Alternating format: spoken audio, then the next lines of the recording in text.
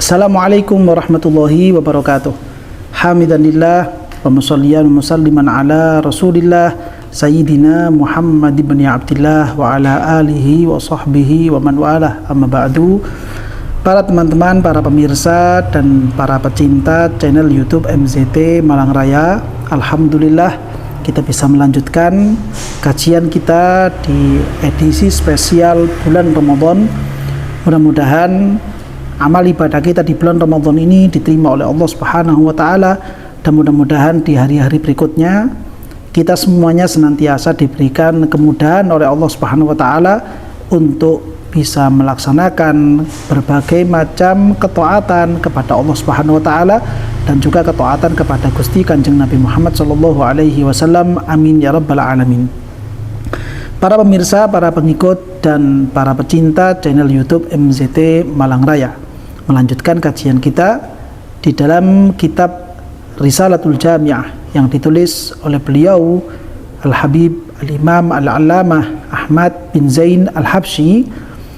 Beliau dalam kitab ini memberikan keterangan setelah membahas tentang seperti apakah gambaran tentang sifat-sifat wajib untuk Allah Subhanahu wa taala dan bagaimana kita semuanya mengenal Allah Subhanahu wa taala. Berikutnya kemudian beliau membahas tentang bagaimanakah kita beriman kepada Gusti Kanjeng Nabi Muhammad sallallahu alaihi wasallam.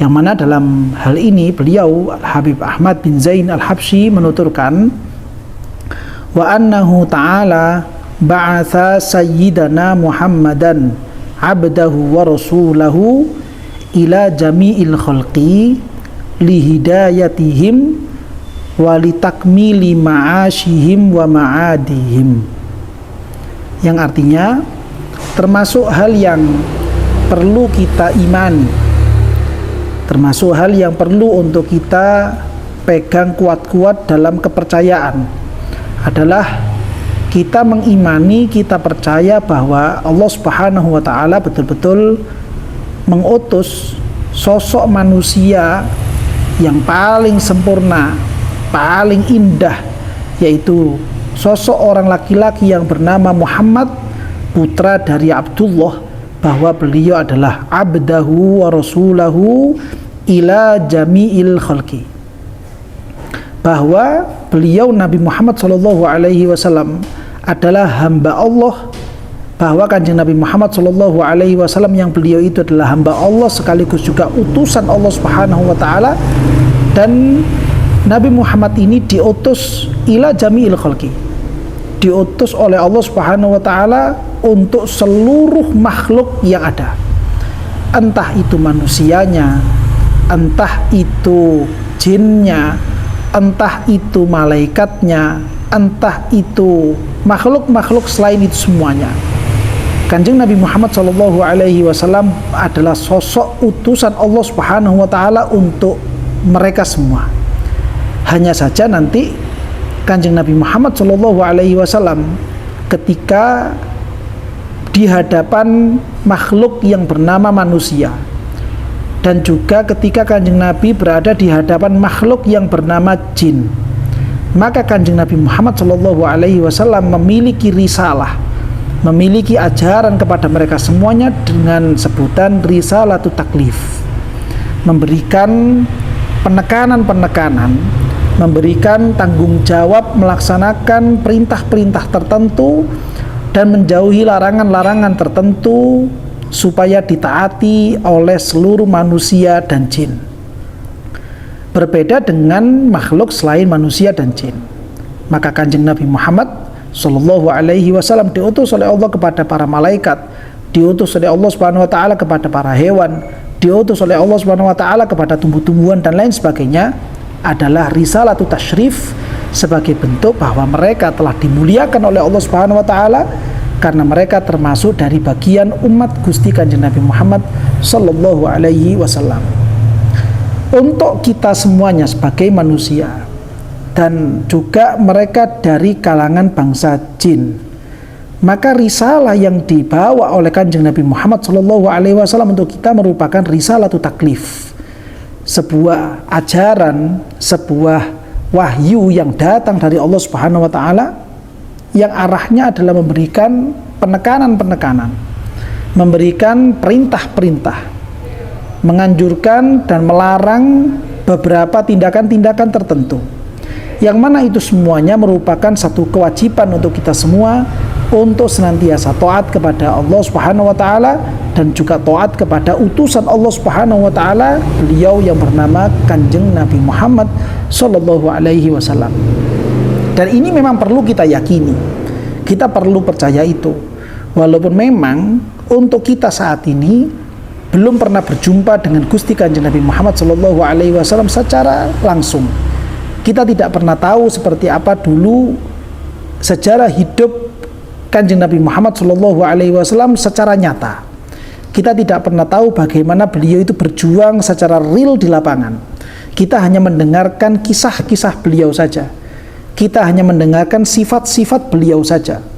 Namun walaupun kita belum pernah berjumpa secara kasat mata dengan beliaunya, kita sebagai hamba-hamba Allah, kita yang mengaku sebagai budak-budak Allah Subhanahu wa taala, kita memiliki kewajiban, kita memiliki tugas, kita memiliki tanggung jawab untuk percaya penuh kepada beliau Gusti Kanjeng Nabi Muhammad sallallahu alaihi wasallam.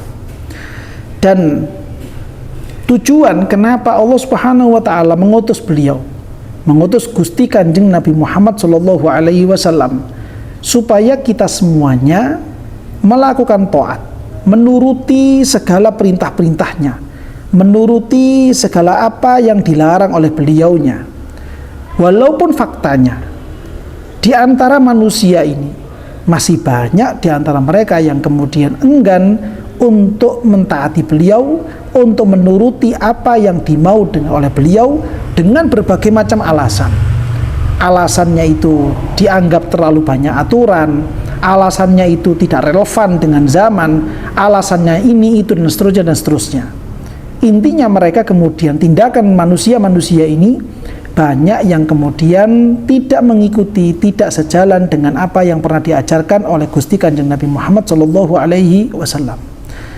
Nah, ketika kondisi manusia itu real faktanya seperti ini, atau bahkan mereka orang-orang yang belum pernah diutus di tengah-tengah mereka Rasul-Rasul Allah, suatu saat nanti mereka di hari kiamat nanti, ketika Allah Ta'ala menyingkap semua tabir hingga kemudian terlihat tampak betul siapakah di antara mereka orang-orang yang memang tulus kepada Allah Subhanahu wa Ta'ala, dan siapakah di antara manusia ini yang tidak tulus kepada Allah Subhanahu wa taala.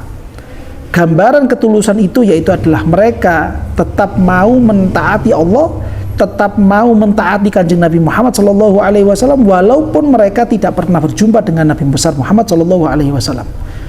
Dan bentuk ketidaktulusan manusia itu sendiri, bentuk ketidaktulusan jin itu sendiri kepada Allah Ta'ala, yaitu ketika manusia dan jin ini tidak mentaati aturan-aturan Allah Subhanahu wa Ta'ala, tidak menjauhi larangan-larangan Allah Subhanahu wa Ta'ala. Demikian juga kepada Gusti Kanjeng Nabi Muhammad sallallahu alaihi wasallam.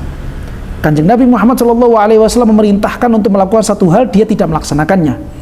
Rasulullah sallallahu alaihi wasallam melarang tentang satu hal, tapi dia tetap melaksanakannya. Ketika manusia nanti itu tersingkap semuanya, tabir semuanya tersingkap di hadapan Allah, maka mereka akan membantah, mereka akan memunculkan alasan-alasan di hari kiamat nanti. Wahai Allah, seandainya saja Engkau memberikan utusan di tengah-tengah kami, maka kami akan menjadi orang-orang yang paling taat kepadamu.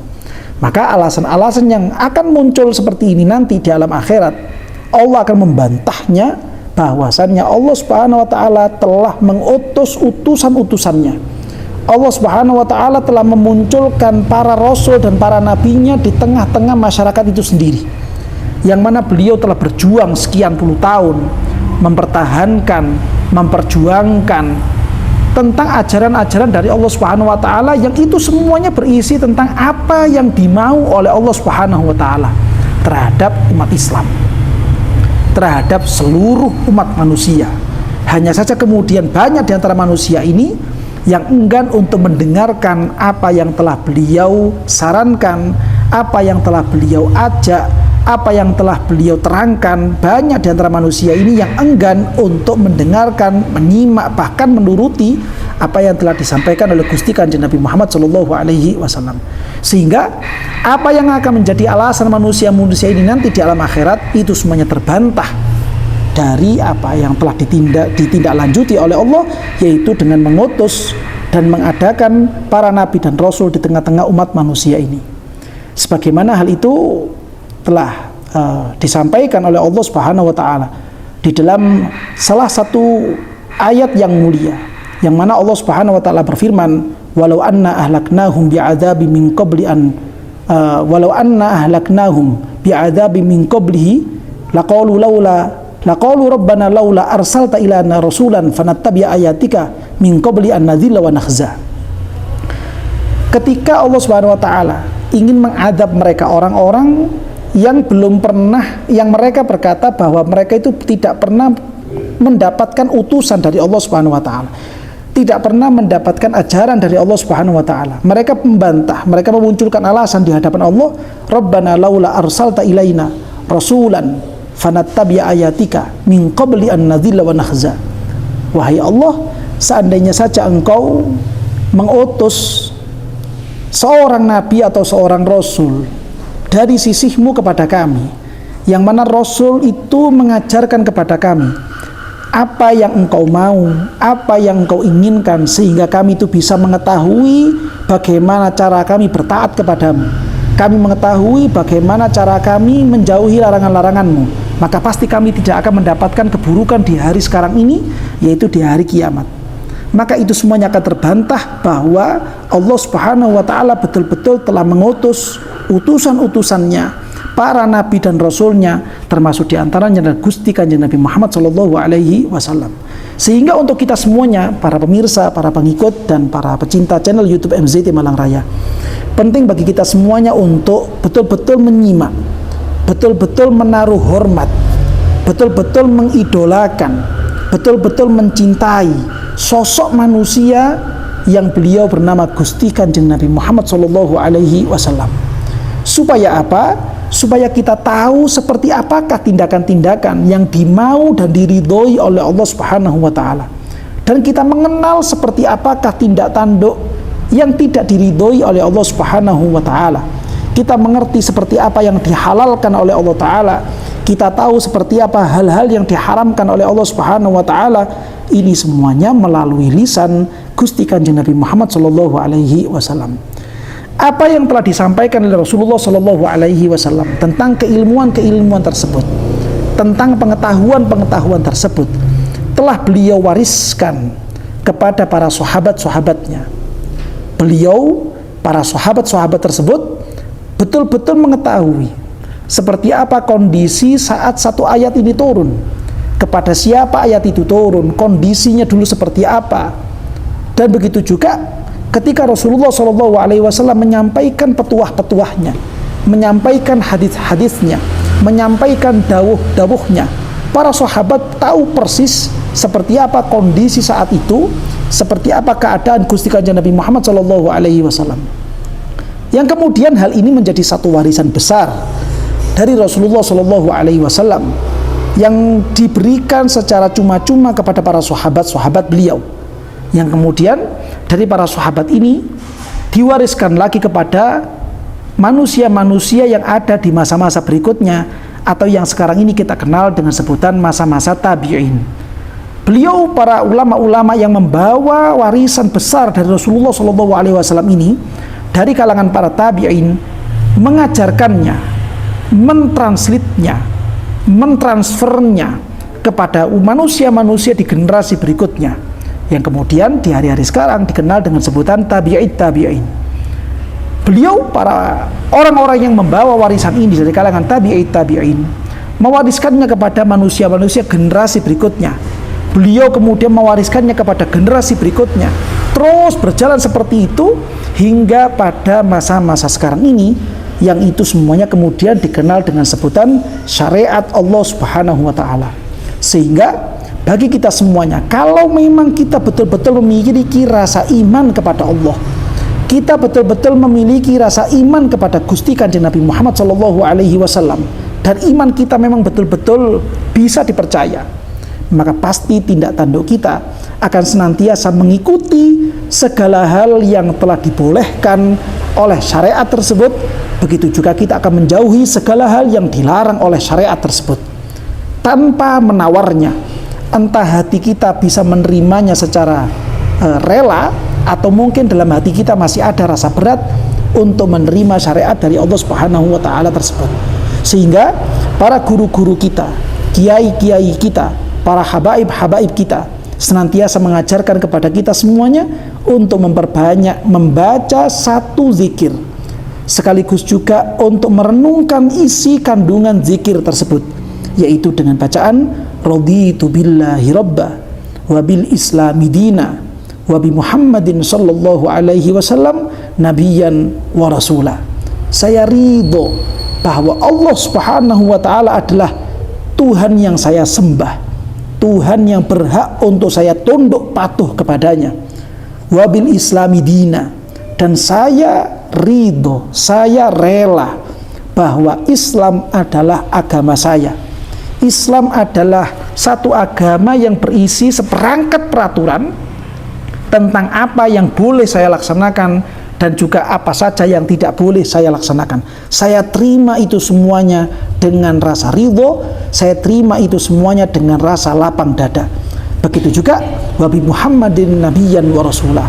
Saya ridho bahwa sosok yang bernama Muhammad, putra dari Sayyidina Abdullah, beliau adalah nabiyyan wa rasulah, seorang nabi pilihan Allah dan juga seorang rasul yang telah diutus oleh Allah Subhanahu wa taala untuk kita semuanya. Nah, inilah para pemirsa, para pengikut dan para pecinta channel YouTube MZT Malang Raya, sebagai titik tolak kita semuanya supaya kita bisa menjadi orang-orang yang kembali ke jalan Allah Subhanahu wa taala. Kita merefresh iman kita semuanya, kita mengupgrade iman kita semuanya, sehingga kemudian kita bisa menjadi orang-orang yang kembali kepada Allah, beriman kepada Rasulullah Sallallahu Alaihi Wasallam, dan semakin sempurna iman kita, semakin kita dekat kepada Allah dan semakin dekat kita kepada Gusti Kanjeng Nabi Muhammad Sallallahu Alaihi Wasallam. Mudah-mudahan kita semuanya senantiasa menjadi orang-orang yang mendapatkan ridho dari Allah Subhanahu Wa Taala dan juga mendapatkan kecintaan dari Gusti Kanjeng Nabi Muhammad Sallallahu Alaihi Wasallam di alam dunia ini sampai nanti di alam akhirat. Amin ya rabbal alamin.